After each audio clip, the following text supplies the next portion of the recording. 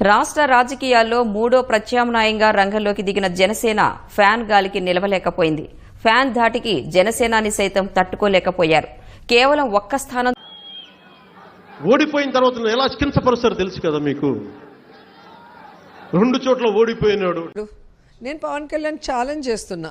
నీకు ఇప్పటికే 55 ఏళ్ళు వచ్చింది గాడిదికి వచ్చినట్టు.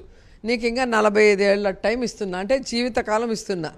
జగన్ సార్ చిటికెన వేల మీద ఉన్న వెంట్రుకను కూడా నువ్వు పీకలేవని నేను చెప్తున్నా.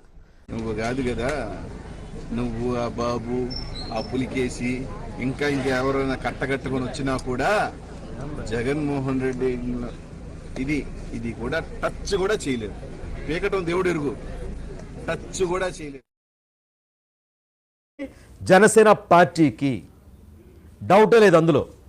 ఎవరైనా ఊహించారా? మరి ప్రజల తీర్పు అలాగే ఉంటుంది. ప్రజల తీర్పు అలాగే ఉంటుంది. వైఎస్ఆర్ కాంగ్రెస్ పార్టీ నాయకులు హేళన చేశారు. 2 చోట్ల ఓడిపోయావు, నీకెందుకు అన్నారు. ఎమ్మెల్యేగా గెలిపి చూపించు అన్నారు. కానీ ఇప్పుడు ఏమైంది?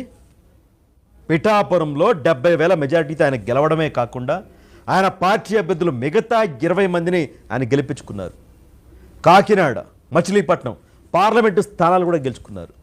నిన్నటిదాకా వైఎస్ఆర్ కాంగ్రెస్ పార్టీ పెద్ద పార్టీ, ఆంధ్రప్రదేశ్లో పెద్ద పార్టీ. కనీసం పక్కన నిల్చోడానికి జనసేన పార్టీకి ఒక ఎమ్మెల్యే కూడా లేడు. తీరా సీన్ కట్ చేస్తే ఏమైంది? జనసేన పార్టీ 21 ఎమ్మెల్యేల మంది ఉంటే 21 మంది ఇప్పుడు వైఎస్ఆర్ కాంగ్రెస్ పార్టీకి ఇప్పటివరకు వచ్చే వార్తల ప్రకారం 10 అంటా ఉన్నారు.